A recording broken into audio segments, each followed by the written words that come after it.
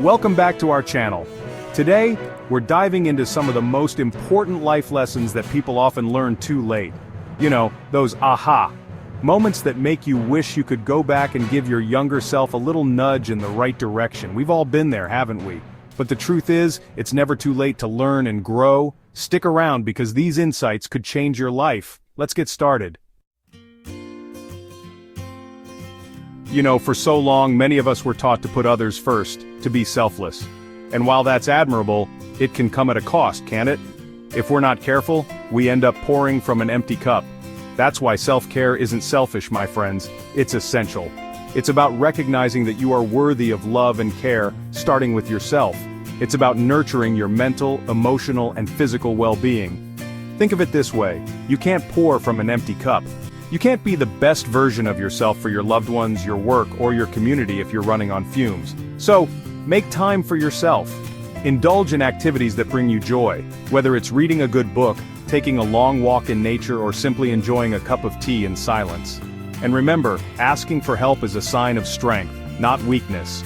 If you're struggling, reach out to a therapist, counselor, or trusted friend. You don't have to go through this alone. Time.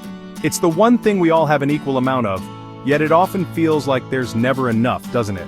We rush through our days, caught up in the hustle and bustle, and before we know it, years have flown by. But here's the thing about time: it doesn't wait for anyone. It keeps marching on, whether we're paying attention or not. That's why it's so important to cherish each moment, to live in the present, and to make the most of the time we have. Don't put off your dreams. Don't let fear hold you back. Life is too short for regrets. Start that business, learn that new skill, travel to that place you've always dreamed of, and most importantly, spend time with the people you love. Tell them how much they mean to you. Create memories that will last a lifetime. Because at the end of the day, it's not about how much time we have, but how we choose to spend it. We are social creatures, hardwired for connection. Relationships are the foundation of a happy and fulfilling life. They provide us with love, support, and a sense of belonging. But like anything worthwhile, relationships take effort. They require nurturing, communication, and a willingness to be present. Make time for the people who matter most. Put down your phone, turn off the TV, and truly listen to what they have to say. Be present in their lives. Celebrate their victories and offer a shoulder to cry on during challenging times. Remember, relationships are a two-way street. Be willing to give as much as you receive. Be there for your loved ones just as you would want them to be there for you.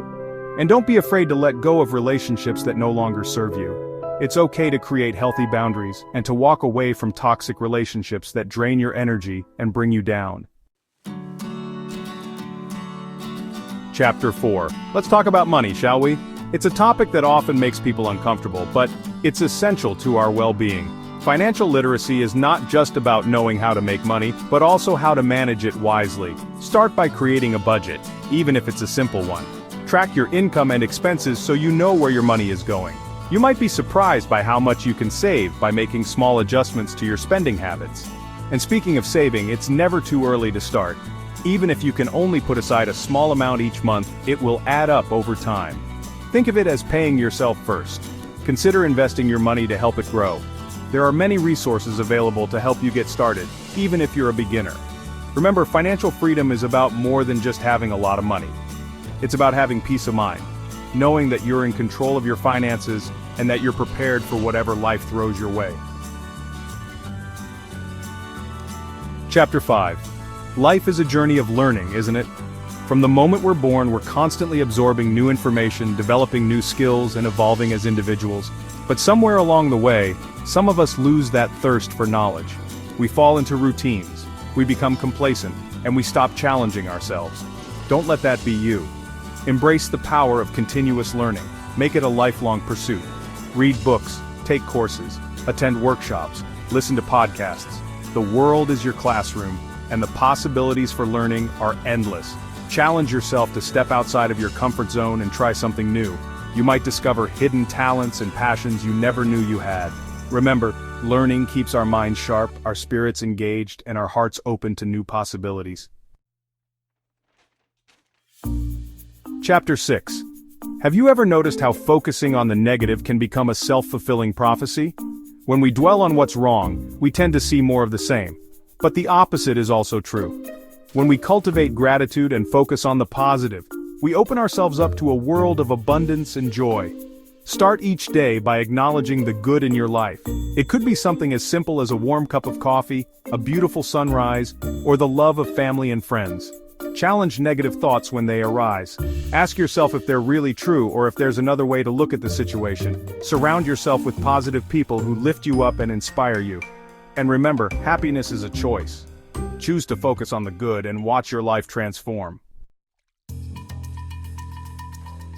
Chapter 7. Dare to leap. The importance of taking risks. Life begins at the end of your comfort zone, wouldn't you agree? It's easy to play it safe, to stick with what we know, but true growth and fulfillment often lie outside of our comfort zones. Taking risks doesn't mean being reckless. It's about calculated leaps of faith, about trusting your intuition, and about being willing to embrace the unknown. Think about a time when you took a chance and it paid off. How did it feel? Exhilarating, wasn't it? Now think about a time when you let fear hold you back. Did you regret not taking that leap of faith? Remember, you miss 100% of the shots you don't take. So, what are you waiting for? What's that dream you've been putting off? What's that goal you've been too afraid to pursue? Take a deep breath, trust yourself, and take that leap of faith. You might be surprised by what you're capable of achieving. Chapter 8. The Gift of Failure. Embracing setbacks as stepping stones. Failure. It's a word that strikes fear in the hearts of many, doesn't it? We're conditioned to avoid it, to see it as a sign of weakness. But the truth is, failure is an inevitable part of life. It's how we learn, how we grow, and how we become more resilient. Think of failure as a stepping stone, not a stumbling block. It's an opportunity to learn from our mistakes, to adjust our course, and to come back stronger than before. Embrace your failures. Don't be afraid to make mistakes. It's in those moments of perceived setbacks that we often discover our greatest strengths. Remember, some of the most successful people in the world have faced countless failures along the way. It was their ability to learn from those experiences, to dust themselves off, and to keep going that ultimately led them to success. Chapter 9. The Present Moment. Finding joy in the here and now. How often do you find yourself dwelling on the past, replaying old hurts and regrets, or worrying about the future, anxious about things that may or may not come to pass? It's easy to get caught up in the what-ifs and the should-have-beens, but the truth is, the only moment we truly have is the present. The past is gone, and the future is uncertain. The only place where life is happening is right here, right now. So how do we cultivate this presence, this ability to savor the moment? It starts with awareness. Pay attention to your senses. Notice the sights, sounds, smells, and sensations around you. Engage in activities that bring you joy and make you feel fully alive. Spend time in nature, listen to music, dance, create art, and most importantly, practice gratitude. Appreciate the good in your life, no matter how small. Chapter 10. Unleash your passion. Living a life of purpose and meaning. What sets your soul on fire? What makes you feel truly alive? That, my friends, is your passion. And discovering and pursuing your passion is one of the greatest gifts you can give yourself. When you're living in alignment with your passion, work doesn't feel like work. It becomes an expression of your authentic self, a way to share your unique gifts with the world. Don't be afraid to dream big. Don't let anyone tell you that your dreams are too big, too bold, or too unrealistic. The only limits are the ones we set for ourselves. Take the time to explore your interests. Experiment with different hobbies, take classes, volunteer your time. You never know where your passion might lie until you step outside of your comfort zone and explore. And remember, it's never too late to pursue your dreams. It's never too late to live a life that lights you up from the inside out. Live your best life. Thanks for watching. If you found these life lessons valuable, make sure to like, comment, and subscribe for more inspiring content. I hope these insights have sparked something within you, a desire to live your life to the fullest, to embrace each moment, and to become the best version of yourself. Remember, life is a journey, not a destination. There will be ups and downs, twists and turns, but it's how we navigate those challenges that truly defines us. So, go out there and live your best life. Embrace the journey, learn from your experiences, and never stop growing. I'll see you in the next video.